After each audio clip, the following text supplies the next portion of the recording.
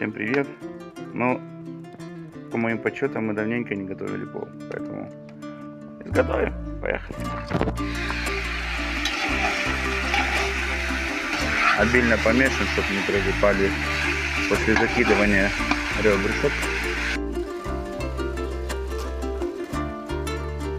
Чудо-плов под чудо-винишко.